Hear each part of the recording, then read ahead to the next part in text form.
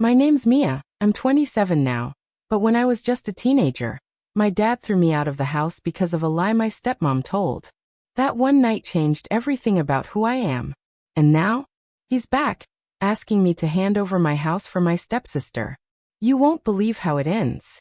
Tell me in the comments where you're watching from. And subscribe for more real stories about family drama and courage. I still remember the sound of the lock sliding into place that night.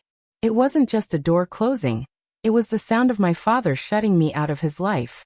My name is Mia, and I was 16 when I found myself standing on the front porch with nothing but a duffel bag and a heart that felt like it had shattered into pieces.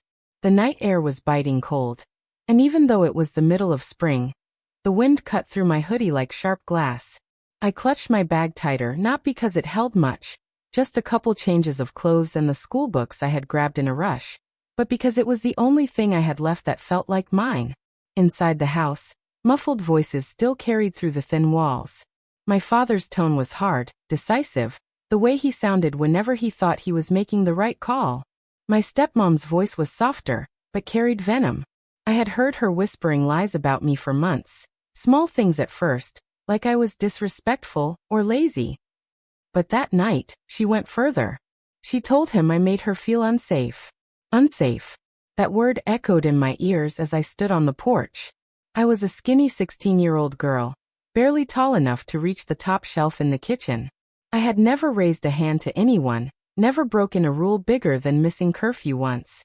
But she looked him straight in the eye and said I couldn't be trusted in his house. And he believed her. I tapped on the glass of the door once, not even sure what I hoped for. Maybe he'd open it again, maybe he'd see me shivering and realize what he was doing. But there was no sound of footsteps coming toward me. No hand reaching for the knob. Just silence. For a while I didn't move. My legs felt cemented to that porch. The house I had grown up in, the place where I used to play with dolls in the living room, where Dad taught me how to ride a bike in the driveway, suddenly felt like a stranger's home. And I was the intruder. Finally, I sank down on the steps, hugging my knees to my chest. A street light buzzed faintly above the yard, throwing pale light across the patchy grass. Every time a car passed, I flinched, afraid someone would see me sitting there like a discarded child. I thought about knocking again, about begging to be let in. But a voice inside me whispered, if he wanted you, he wouldn't have locked the door. That thought broke something in me deeper than tears could ever reach. As the hours dragged, the temperature dropped lower. I pulled my hoodie tighter, rubbing my arms to create some kind of warmth. My phone battery had died earlier in the evening, and even if it hadn't, who would I have called? My mom had left years ago, and my closest relatives lived states away. Most of my friends' parents already thought I was trouble, because of things my stepmom had spread about me. At some point, I heard laughter through the walls. My stepsister's giggle rang out like a bell, followed by the sound of a TV show.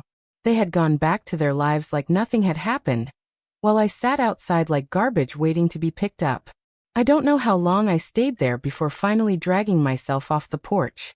My legs ached as I walked down the street, carrying my bag on one shoulder. The night was so quiet that every crunch of gravel beneath my sneakers felt like thunder. I didn't know where I was going. I just knew I couldn't stay there any longer. I ended up at the gas station 2 blocks away. The fluorescent lights flickered overhead, buzzing like angry bees. The cashier gave me a wary look as I came in, probably wondering what a teenage girl was doing wandering in at midnight with a duffel bag. I bought the cheapest hot chocolate from the machine with the few dollars I had left in my pocket. It was watery and tasted like cardboard, but the warmth in my hands felt like the only kindness I had been given all night. I sat on the curb outside, sipping slowly, trying not to think about how everything had changed in a matter of hours. One lie. That's all it took. My stepmom's lie had rewritten my life in an instant. A man walked past me carrying a pack of beer, muttering under his breath. For the first time, I realized how dangerous it was for me to be out there alone. 16. No place to go, no one watching out for me. My heart pounded as I clutched my bag tighter, my mind racing with all the terrible things that could happen. I decided right then I couldn't just sit there all night. I thought about my best friend, Kelly. Her mom wasn't exactly my biggest fan, but maybe if I showed up quietly, she'd let me crash on the couch. I started walking again, pulling my hood over my head, each step heavier than the last. When I got to Kelly's house, I stood at the edge of the driveway for a long time debating. My pride screamed at me not to knock, not to let anyone see how far I'd fallen. But the other part of me, the scared, lonely girl, knew I needed help. I finally picked up a small rock and tossed it gently at Kelly's window.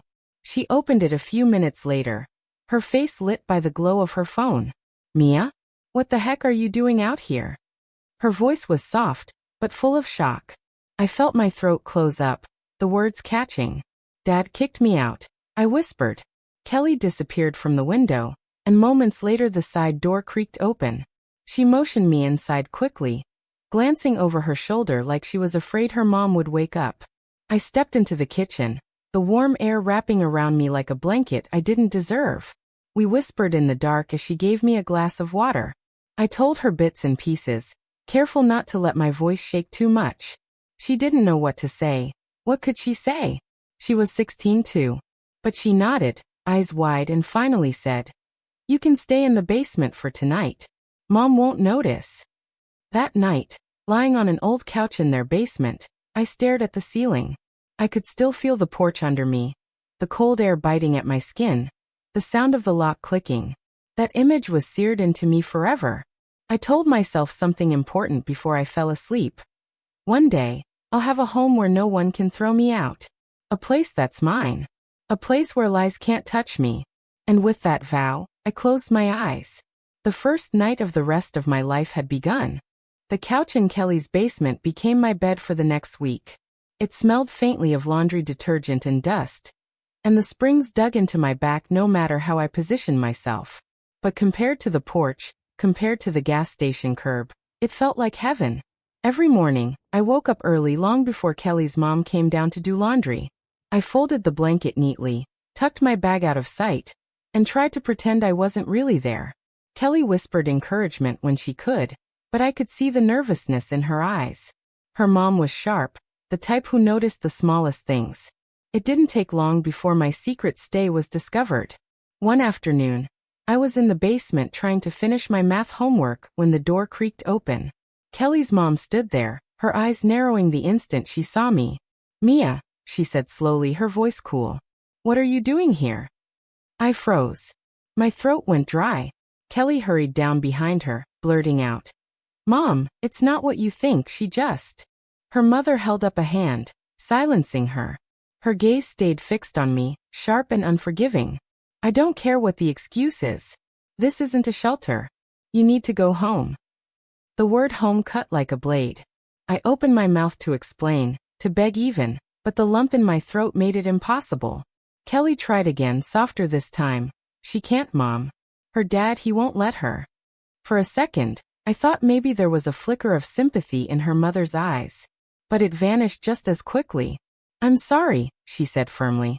"This isn't our problem." I packed my bag silently while Kelly whispered apologies, tears brimming in her eyes. I hugged her tightly, whispered thank you, and walked out the back door. That was the beginning of my wandering. I spent the next few weeks bouncing between places. Sometimes a friend would sneak me into their room for a night. Sometimes I crashed on a couch where nobody asked questions. Other times, I ended up in the corner booth of a diner that stayed open all night, nursing one cup of coffee until morning. The hardest part wasn't the exhaustion or the hunger. It was the invisibility. People passed me every day at school, in the hallways, on the sidewalks, and no one knew. No one saw the girl carrying her life in one bag, the girl who didn't know where she'd sleep that night. One evening, I found myself sitting at the public library until closing. The staff had started to recognize me, though they never said much. I used the time to finish assignments, charging my phone at the outlets along the wall. When the announcement came over the speakers that the library was closing, I lingered, staring at the rows of books. They were all stories of people who mattered, people who had adventures, families, endings. I wondered if I'd ever have a story worth telling. That night, I ended up at the park. I tucked myself onto the cold metal bench, my bag as a pillow. The sounds of crickets mixed with the hum of distant traffic. I kept one eye open, terrified of what, or who might come near.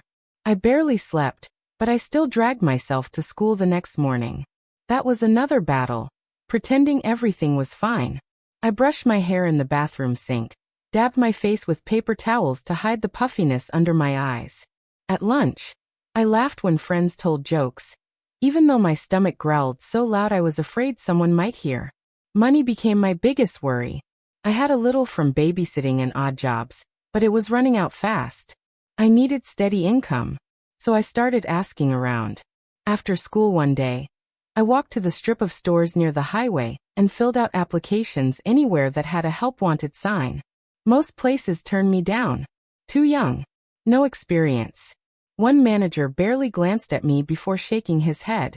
But then, at a small diner tucked between a pawn shop and a laundromat, the owner, a heavy-set woman with a kind smile, said, "You willing to work hard?" "Yes, ma'am," I said without hesitation. She nodded. "You can start washing dishes tomorrow." It wasn't glamorous. My hands were raw from hot water, my back ached from standing, and the smell of grease clung to my clothes. But I didn't complain. Every dollar meant food, a bus fare, maybe even a night in a cheap motel when I couldn't find anywhere else to stay. The other workers didn't ask too many questions, but one waitress, an older woman named Janie, seemed to notice more than she let on. One night, as I was stacking plates, she leaned over and whispered, "You got family around here?" I hesitated, then shook my head. She didn't press. Instead, she started slipping me extra rolls at the end of her shifts, or half-finished milkshakes that customers left behind. To her, it was probably nothing. To me, it was survival. The weeks blurred into months. I learned to stretch $1 until it practically tore in half. I washed my clothes in restroom sinks, drying them under hand dryers. I kept my grades up the best I could, though some days it felt impossible to focus when my body screamed for rest. But what surprised me most was how strong I became. Every obstacle, every cruel glance, every locked door pushed me harder. I stopped waiting for rescue. I realized no one was coming. If I was going to make it, it would be by my own hands. Still, loneliness was my shadow. Some nights, when I curled up on a borrowed couch or in a quiet corner, I let myself cry silently. Not because I wanted pity, but because I had to release the ache of being unwanted. One night, after finishing a late shift at the diner, I walked outside to find the sky opening up with rain. I hadn't thought to bring an umbrella, and my thin jacket was soaked within minutes. I ducked under the awning, hugging myself against the chill. That's when Janie came out, lighting a cigarette under the eave. "You got somewhere dry to go?" she asked casually, exhaling smoke into the wet air. I hesitated too long, and she gave me a look that said she already knew the answer. She flicked her cigarette into the gutter, sighed, and said, "Come on. I've got a spare room. Just for tonight." Her apartment was small, cluttered, and smelled faintly of cats, but it was warm. She handed me a towel, pointed to the couch, and said, "Get some sleep, kid." I wanted to say thank you, to pour out my gratitude, but the lump in my throat was too thick. I just nodded and curled up, the blanket scratchy but comforting. That night, I realized something important. Kindness doesn't always come from where you expect it. Family might fail you, friends might falter, but sometimes a stranger offers the lifeline you need most. And as I drifted off to sleep, I clung to that truth. It gave me enough hope to face another day. That was what survival looked like for me at 16. No stability, no safety net. Just one night at a time, one job, one couch, one meal. And even though I didn't know it then, every moment was shaping me into someone stronger than the girl who once sat shivering on the porch, waiting for a door to open that never would. When I finally scraped together enough money to leave that cramped, mold-stained apartment, I didn't even have furniture to take with me. Just a single suitcase with clothes, a box of second-hand dishes, and a mattress that had been donated by a kind neighbor. It felt strange, standing in the empty space of my new studio apartment, staring at the bare walls and hearing the echo of my own breath. Yet, despite the emptiness, there was something almost sacred about it. For the first time in years, I had a place where no one could tell me to leave. No one could throw me out onto the cold night. The floor creaked as I walked across it, and I remember stretching out my arms, spinning slowly, just to feel the freedom of claiming space as my own. It wasn't much, a peeling linoleum floor, a rattling heater in the corner, and a single window that stuck halfway when you tried to open it. But it was mine. That word meant more to me than luxury ever could. Of course, having an apartment was one thing. Turning it into a life was another. My part-time job at the diner barely covered rent, let alone groceries and bus fare. I found myself eating packets of ramen, cutting them in half so they'd last longer. Some nights, when I counted change at the small table I'd bought from a yard sale, I felt like a child again, pretending to play house. But then I'd remind myself, this wasn't pretend. This was survival. One night after a long shift, I collapsed onto my mattress with my uniform still on. The smell of grease clung to my hair, and my shoes left dark streaks on the floor. I should have been exhausted, but instead, I stared at the ceiling and thought about the word enough. Enough money, enough food, enough strength to keep going. I realized I had been living in a cycle of barely enough for so long that the idea of abundance felt foreign. That night, I promised myself I wouldn't stay stuck in survival mode forever. That promise became fuel.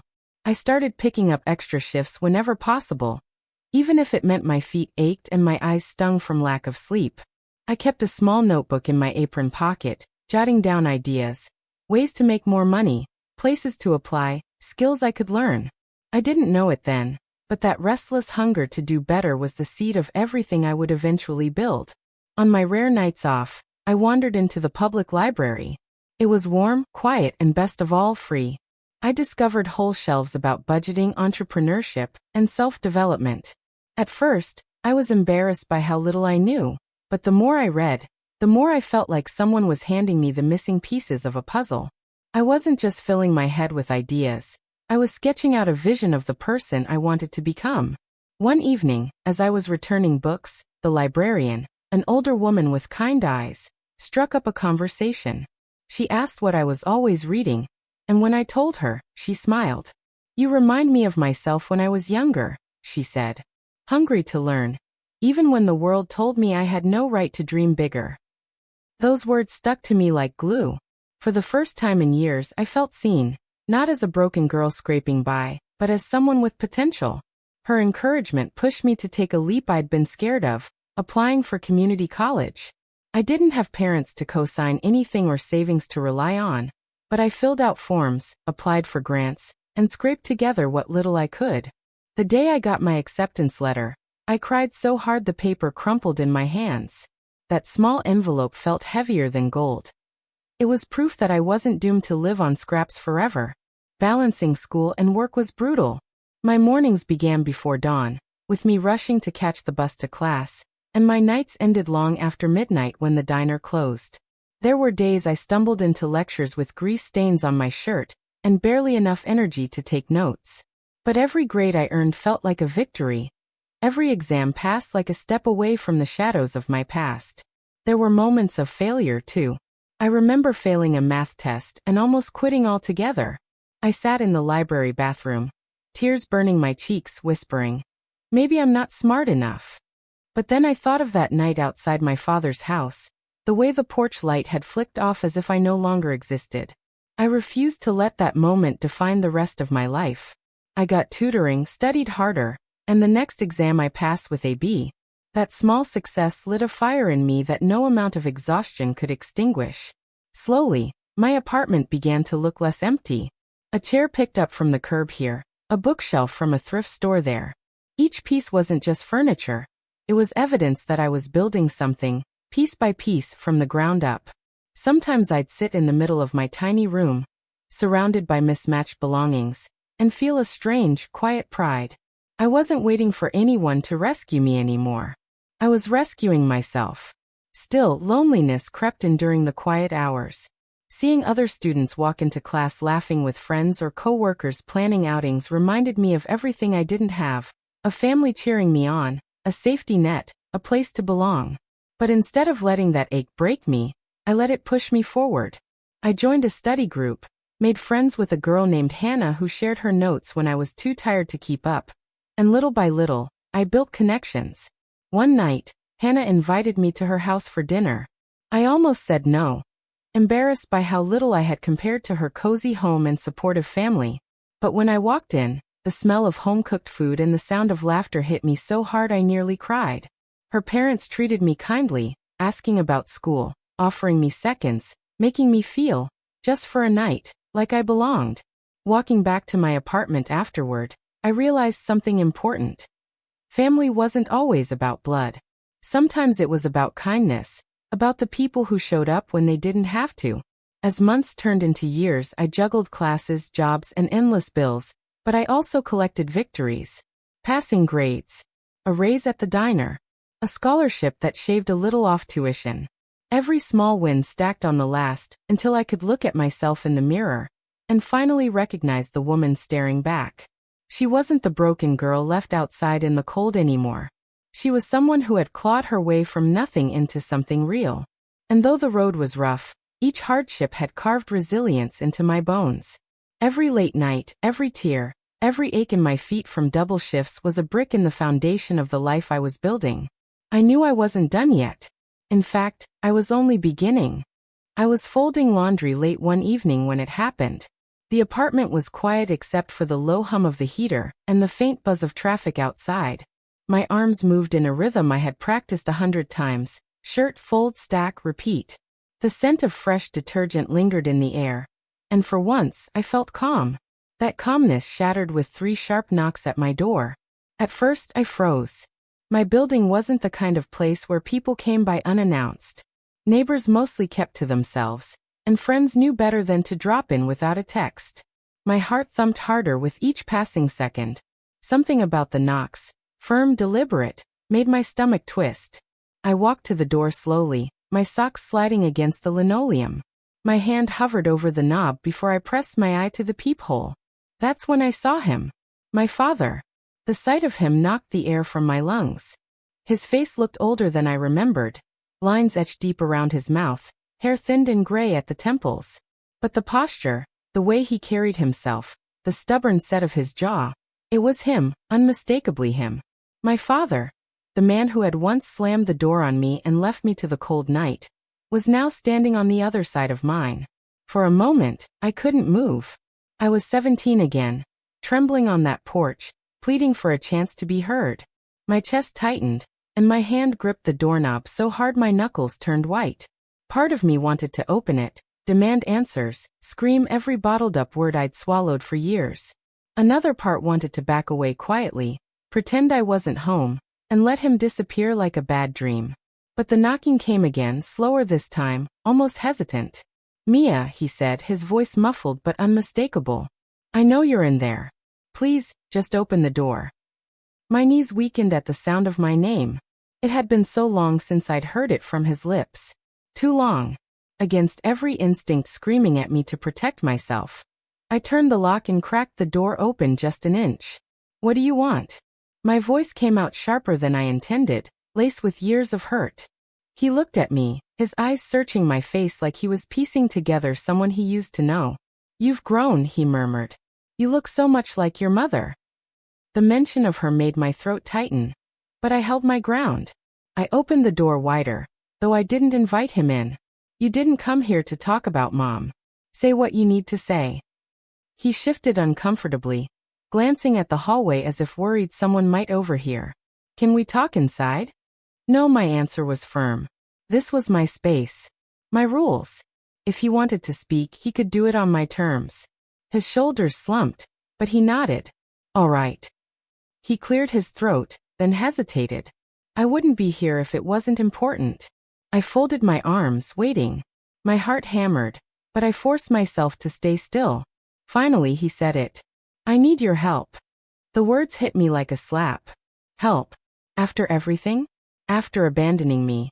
After letting lies drive a wedge between us? After choosing her over me? He wanted my help?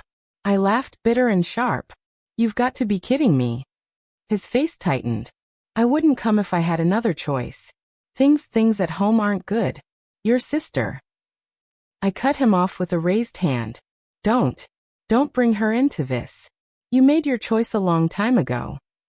He sighed heavily, running a hand through his thinning hair. "I know I made mistakes. I believed things I shouldn't have. But I'm here now trying to fix it." Anger burned hot in my chest. Fix it? You threw me out like trash. Do you have any idea what I went through? Do you know what it feels like to be 17 and have nowhere to go? To wonder if you'll even survive the night?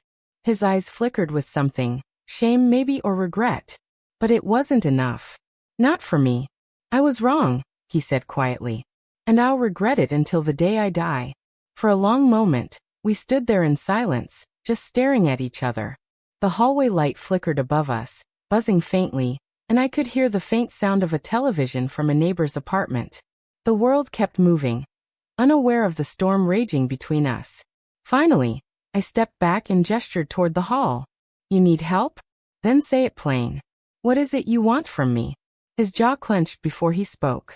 The house. I want you to sign it over. For your sister. The audacity nearly knocked me off my feet. My blood boiled, heat rushing up my neck. My house. The one I bled for, sacrificed for, clawed my way up from nothing to keep? And you want me to hand it over to her? It's not like that, he began. Then what is it like? I snapped. My voice cracked, a mix of fury and heartbreak. Because from where I'm standing, it looks exactly like that. He opened his mouth, then closed it again, his shoulders sagging as though the weight of his choices was finally pressing down on him. She's struggling, he said softly. She made mistakes, yes, but she's still young. She deserves a chance. I could hardly believe what I was hearing. The same man who had denied me mercy, who had turned his back when I begged for a chance, was now asking me to save someone else. His other daughter. The unfairness of it all threatened to crush me. You came here expecting me to be the savior? My voice trembled, not from fear, but from years of buried pain clawing its way to the surface. Where was this compassion when I needed it? Where was this concern when I was freezing outside your door? His eyes glistened, and for a moment, I thought he might cry. But I didn't care. My wounds weren't healed by his tears. I straightened my spine, the strength of everything I had built holding me steady. No, I said firmly. You don't get to knock on my door after years of silence, and ask me to give up the one thing I fought for. Not for you. Not for her. His face crumpled, a mixture of defeat and sorrow. He nodded slowly, as if he had expected this outcome all along. I understand, he whispered. I stepped back, my hand on the door. Do you? Because I don't think you'll ever truly understand what you did to me. And then, without waiting for his reply, I closed the door. The click of the lock echoed in the room like a final verdict. I stood there for a long time, forehead pressed to the cool wood, my breath shaky. My chest ached, but beneath the ache was something steadier, stronger. I had faced him, looked him in the eye, and said no. That single act felt like reclaiming a piece of the girl he had once discarded. On the other side of the door, I heard his footsteps retreating down the hall. Each step grew fainter until there was nothing but silence. For the first time in years, I realized that silence wasn't emptiness, it was freedom. The door clicked shut, but the echo lingered in my chest like a drumbeat. I stood there with my palm pressed flat against the wood, feeling the faint vibrations of the world outside. My father's footsteps had faded, yet his presence clung to the air as if he'd left behind a shadow. I drew in a shaky breath, forcing myself to step back, but every inch I moved felt like peeling away from a wound that had only just started bleeding again. For a long moment, I simply stood in the center of my living room, surrounded by the evidence of the life I had built. A stack of laundry on the couch, books piled neatly by the coffee table, the smell of the meal I had cooked hours ago still drifting faintly in the air. It was all mine. Every piece of it. And yet his words, "Sign the house over for your sister," rattled around my head like cruel laughter. I wasn't angry anymore. Anger was easy, hot, and quick to fade. What I felt now was heavier. It was the kind of ache that comes when someone tears open a scar and reminds you of the original wound. I sank onto the couch, elbows on my knees, hands gripping my hair. Memories surged uninvited. 17, shivering on that porch. 19, scraping together rent for a basement apartment. 23, working doubles just to afford night classes. Every sacrifice, every sleepless night, every time I swallowed my pride just to survive. It all came flooding back, clashing against the absurdity of his request. A knock at the door jolted me upright again. My pulse spiked. For a moment, I thought maybe he'd come back. Maybe he wasn't done trying to sway me. I hesitated, then approached slowly, peeking through the peephole. It wasn't him. It was Mrs. Lopez from across the hall, holding a bag of groceries. Her kind, wrinkled face looked concerned. "Mia," she called softly. "You okay, honey?" I heard voices. I exhaled, relief softening my shoulders. I opened the door. "I'm fine, Mrs. Lopez. Just an unexpected visitor." She eyed me carefully, reading the truth behind my thin smile. She'd lived across from me for years, and though she never pried, she always seemed to know when something was off. "Well," she said, lifting the grocery bag, "I bought too many oranges again. Thought you might like a few." I accepted the bag gratefully. "Thank you. Really." She reached out, giving my arm a gentle squeeze. "Remember, Mija, this is your home. You've worked hard for it. Don't let anyone make you forget that." Her words sank deep, steadying me like a hand on my back. When she returned to her apartment, I shut the door and leaned against it, clutching the bag of oranges as though it were proof of something real. Proof that people could choose kindness without strings attached. That night, sleep didn't come easily. I tossed and turned, my father's voice echoing in the dark. At one point, I even sat up and stared at the framed deed hanging on the wall. I had put it there deliberately, not as decoration, but as a reminder. It wasn't just a piece of paper. It was survival turned into permanence. By morning, I knew what I had to do. Not for him, not even for her, but for myself. I couldn't let the encounter linger like poison in my veins. I needed closure, something final. So I called him. The phone rang 3 times before he answered. His voice was hoarse, almost cautious. "Mia." "It's me," I said. My tone was steady, but my heart was racing. "We need to talk. One last time." We met at a small cafe downtown. Neutral ground. When I arrived, he was already there, sitting at a corner table with a cup of coffee he hadn't touched. His hands were clasped together, knuckles white, as if he was holding himself in place. I slid into the seat across from him. For a moment, neither of us spoke. The clatter of dishes and the low murmur of other customers filled the silence between us. Finally, I leaned forward. "I'm going to give you my answer now." His eyes lifted to mine, searching, almost hopeful. I didn't waver. "No. I will not sign over my house. Not for her. Not for you. Not for anyone." He flinched slightly, as if the word itself carried weight. But I wasn't finished. "You want to know why?" I continued, my voice firm but calm. "Because that house is more than walls and a roof. It's every night I cried myself to sleep on a stranger's couch. It's every double shift I worked just to afford rent. It's every insult I swallowed when people told me I wouldn't make it. I built it with the pieces of a life you threw away. And you don't get to take that from me." His lips parted as though to argue, but I pressed on. "You had your chance to be my father. To protect me, to believe me, to stand by me. Instead, you let her lies poison everything. You closed the door on me, and I had to open my own. And now you come back, asking me to sacrifice the one thing that proves I survived without you." I shook my head. "No. Absolutely not." He looked down, his shoulders hunched. "I just thought, maybe we could fix things." A sharp laugh escaped me, not cruel, just tired. "Fix things? By taking the only good thing I have and giving it to someone else? That's not fixing. That's repeating the same betrayal." Silence stretched between us again. For a moment I almost pitied him. The way his hands trembled slightly, the way his gaze stayed locked on the table. But pity wasn't enough to change my mind. I reached into my bag and pulled out a small envelope. I slid it across the table. "Inside is something for you. It's not what you want, but it's all I can give." He frowned, picking it up. "What is it?" "Pictures," I said. "Of the house. Of the life I built. Proof that I'm okay. That I survived, despite you. You don't get the deed, but you get the truth." He opened the envelope, glanced at the photos, then closed it slowly. His jaw tightened, and for a fleeting second, I saw tears glinting in his eyes. I stood, gathering my things. "This conversation is over. I hope one day you understand what you lost when you chose her lies over me." But that's not my burden to carry anymore. I left the cafe without looking back. The air outside was crisp, the sun warm on my face. For the first time in years, I felt something close to peace. When I got home, I unlocked my door and stepped inside, the familiar scent of my space wrapping around me like a shield.